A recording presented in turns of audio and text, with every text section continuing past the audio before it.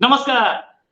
पाकिस्तान के लिए यूएन की रिपोर्ट आई है कि फूड सिक्योरिटी में प्रॉब्लम आने वाली है। पाकिस्तान के लिए फूड इनसिक्योरिटी इस साल बढ़ेगी पाकिस्तान में, और हमने वो देखा था 16 लोग मारे गए थे लाइन में लगे हुए आटे की। ये दिक्कत पाकिस्तान इस साल अब और ज्यादा फेस करेगा। इसी पे बात करने के लिए मेरे साथ है एक्सपर्ट अंकित आचार्य, जो कि इस फील्ड में काम करते रहे। अंकित जी, बहुत बहुत स्वागत आपका हमारे शो में। अंकित जी, पाकिस्तान की फूड सिक्योरिटी क्या सूरत हाल है?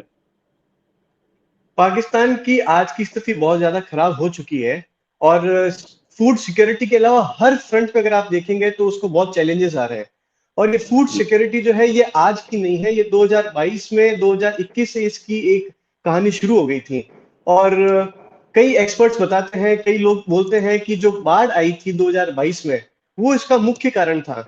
बट उसके पीछे कई इकोनॉमिकल कारण भी थे जिसकी वजह से आज वहां पे ये त्राही त्राही हो रहा है, वहां पे लोग त्रस्त हो चुके हैं। वहां पे आटे की कीमत जो है 75% बढ़ चुकी है। आप ये देखिए 75%, आज अगर कोई चीज 100 रुपए की थी तो 75% बढ़ के उनके लिए एकदम तकलीफदायक चीज हो चुकी है। और जैसा कि महात्मा गांधी ने कहा था कि एक भूखे आदमी के लिए भगवान एक ब्रेड होती है, ब्रेड को आदमी भगवान मान लेता है। और वहां पे जो गरीबों की स्थिति हो रखी है वो बहुत ही दर्दनीय है। ऐसे वीडियोस वायरल हुए हैं जिसमें ये पता चला है कि बच्चे ट्रकों के नीचे आते आते बच गए, वो लूट मार मची है और सिर्फ एक आटे के लिए। तो तकलीफ बहुत ज्यादा हो रही है, वहां पे लोगों की स्थिति बहुत ज्यादा खराब हो चुकी है रोहित जी। अगर आप पाकिस्तानी लोगों से बात करें तो वो तो गजवाए हिंद का सपना लेके बैठे हैं। तो ऐसे भूखे पेट कैसे होगा? सपने तो कोई कुछ भी ले सकता है, सपने पे किसी की रोकथाम नहीं है। और सपने देखने भी चाहिए, इसमें कोई गलत दो राय नहीं है, बट पहले आपको अपने भीतर झांकना बहुत जरूरी है। मैं आज सपना देख लूं कि मैं पाकिस्तान का प्रधानमंत्री बन जाऊं या भारत का प्रधान, तो मुझे कौन रोक सकता है सपना देखने से। पर हालात, अंदर के हालात आपको मालूम होना चाहिए। लोग चाहे कुछ भी बोले, आपको ये देखना है कि आपकी जनता के साथ क्या स्थिति है, आपकी अर्थव्यवस्था कहाँ जा रही है, आपकी पॉलिटिकल क्राइसिस को क्या हो चुका है। इंटरनेशनल प्रेशर्स आपके ऊपर इतने हो चुके हैं कि आपको आज आईएमएफ आपको बेल आउट करने के लिए लोन भी नहीं दे रहा है। तो ऐसी स्थिति को आप नजरअंदाज करके ये बोल दें कि मैं भारत को भारत के बराबर मैं खड़ा हूं, तो ये एक हंसने वाली बात होगी मेरे हिसाब से। अच्छा, 1971 इन्होंने गजवा हिंद की कोशिश की भी थी। बड़ा मोटा जवाब मिला, 90,000 इनके आदमी हमारे पास पड़े थे, हम लोगों ने बड़ी मुश्किल से छोड़े, लेकिन हाँ, छोड़ दी। ऐसा नहीं किया। पाकिस्तान बेसिकली बोलता है हम एक न्यूक्लियर पावर हैं और हम डूबेंगे नहीं। हम न्यूक्लियर थ्रेट पे पूरी वर्ल्ड को लेके आ रहे हैं। तो क्या ये न्यूक्लियर थ्रेट चलेगी?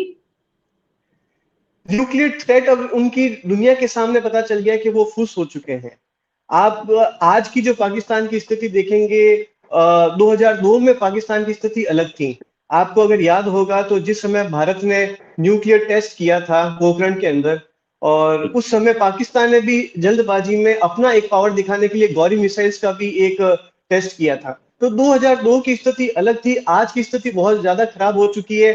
अगर आप देखेंगे तो किस तरीके से अभी जो रिसेंट हालात हुए थे, जब इमरान खान को अरेस्ट कर लिया गया था, तो आर्मी के जो लोअर रैंक के ऑर्डर्स थे वो सुपीरियर रैंक के ऑर्डर्स ले नहीं रहे थे। यहाँ पे आर्मी वर्सेस आर्मी की सिचुएशन आ चुकी है। जनता ने आर्मी हेडक्वार्टर्स में घुस घुस के तबाही मचा दी है, तो जनता बनाम आर्मी भी हो चुकी है। तो ये ऐसी स्थिति में ये न्यूक्लियर की बातें फुस साबित होती हैं रोहित जी। कुछ साबित होते हैं। अच्छा, ये आदमी वर्सेस आदमी जो आपने बोला, लोअर रैंक्स ने हायर रैंक्स के आदेश मानने बंद कर दिए थे। अभी भी सूरत हाल कुछ वैसी ही है?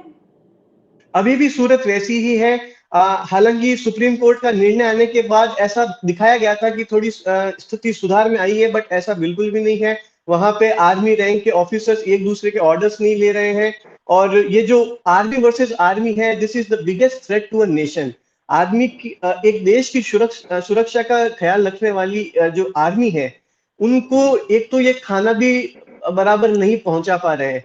अगर आप देखेंगे तो जनवरी फरवरी की एक खबर थी जिसमें पता चला था कि इनके जो कमांडर लेवल तक के लोग हैं, वो इनकी क्यूएमजी को लेटर्स लिख रहे थे कि इनके खाने की सप्लाई में जो आर्मी मेस होती है उसकी जो सप्लाई है उसको कट शॉर्ट कर दिया गया है। तो ऐसी स्थिति में आप ये अंदाजा हम सब लगा सकते हैं कि पाकिस्तान की बदहाल स्थिति कितनी और बदतर बदहाल होती जा रही है।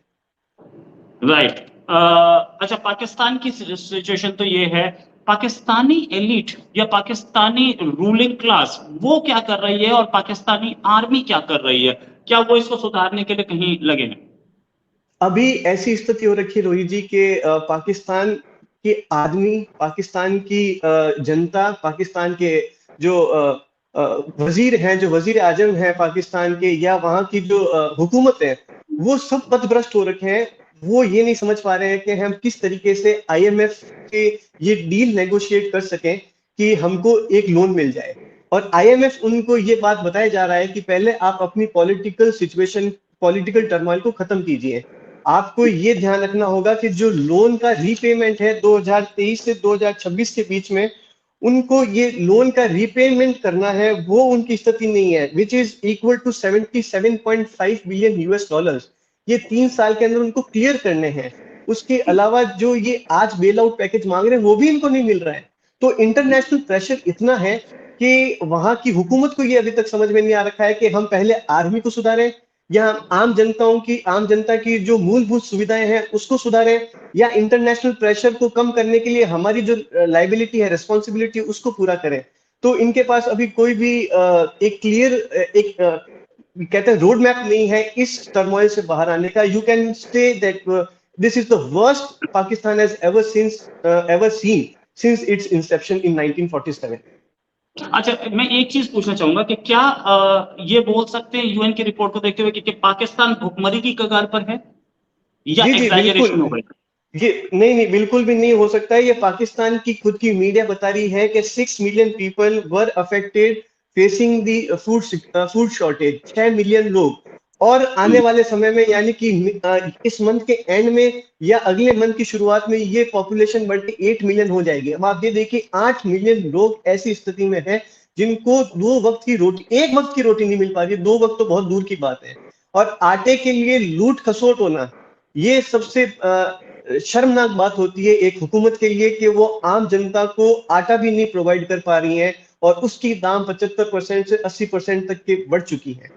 तो अब आप ऐसी स्थिति में, when you are looking at the entire perspective, जहां पे आपको इकोनॉमिकल डेवलपमेंट करना है, आपको ऐसी स्थिति पैदा करनी है जहां पे कंपनीज आए, सेटअप हो, इंडस्ट्रीज एस्टेब्लिश हो, छोटे स्मॉल ट्रेडर्स काम करें। ये सारी चिंताओं को छोड़ के इनको पहली चिंता ये है कि आम जन को 1 वक्त की 2 वक्त की रोटी कैसे नसीब करवाई जाए। राइट। तो एक वक्त 2 वक्त की रोटी नसीब नहीं हो रही, और वैसे भी हमने बहुत सारे वीडियोस देखे पाकिस्तान से कि भाई लोग रो रहे थे कि बच्चों के लिए खाना नहीं था, मैं कहां से लाता। और वो आटे की लाइन में लगे हुए लोग, और लोग जो मारे जा रहे थे, वो भी खबरें आ रही थी। क्या आगे ऐसी ही हम और देख सकते हैं, या कहीं से आटा आ सकता है, कहीं से खाना आ सकता है? रशिया से सुना है खरीदा था, इंडिया से तो ये खरीदना नहीं चाहते, ईगो इनकी बहुत हाई है। हाँ, ये एक बहुत बड़ी तकलीफ होती है जब आपको राजनीति बीच में आती है और आपको अपने जनता की मूलभूत सुविधाओं को पूरा करना होता है।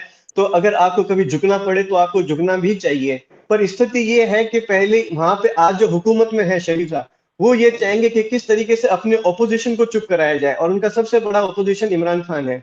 तो उसके पीछे उसकी अपनी एनर्जीज को ज्यादा वेस्ट कर रहे हैं। आम जनता रो रही है तो वही बात है कि थोड़े दिन रोएगी, रोने के बाद किसी तरीके से अगर 1 वक्त की रोटी मिलेगी तो थोड़ा खुश हो जाएंगे, फिर कोशिश करेंगे कि हम आईएमएफ से और पैसा ले लें। इनके पास सिर्फ एक ही चारा है कि इंटरनेशनल अथॉरिटीज इनकी मदद कर दें। इनके पास खुद से रेवेन्यू जनरेट करने का अभी स्कोप है नहीं। आप ये देखिए, जो हालात हो रखी है इस मुल्क की, वहां पे आप टूरिस्ट एक्सपेक्ट नहीं कर सकते हैं, वहां आप किसी तरह की कोई इंडस्ट्रीज का एस्टेब्लिशमेंट भी नहीं देख सकते हैं।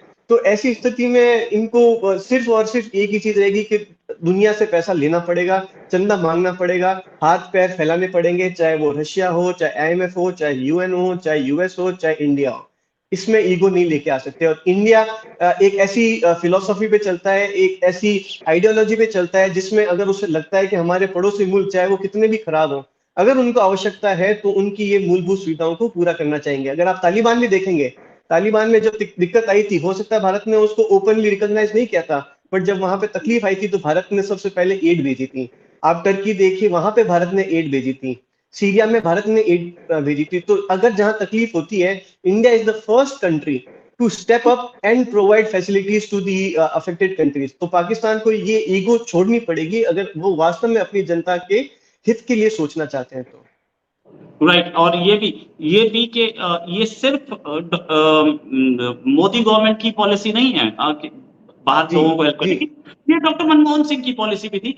और एक पॉलिसी और कि पाकिस्तान से हम बात नहीं करेंगे, ये पॉलिसी भी सिर्फ मोदी गवर्नमेंट की नहीं है, डॉक्टर मनमोहन सिंह की भी पॉलिसी थी। ये फॉरेन पॉलिसी जो होती है ये कभी चेंज नहीं होती, ये चाहे गवर्नमेंट चेंज हो या पॉलिसी चेंज नहीं होती। Thanks a lot Ankit Acharya for joining, और उम्मीद है जल्दी एक डिस्कशन और करेंगे आपके साथ। अच्छी नॉलेज थी, जल्दी करेंगे और पाकिस्तान के हालात पे फिर बात करेंगे। अभी के लिए नमस्कार, धन्यवाद, बहुत बहुत धन्यवाद रोहित जी, बहुत बहुत धन्यवाद।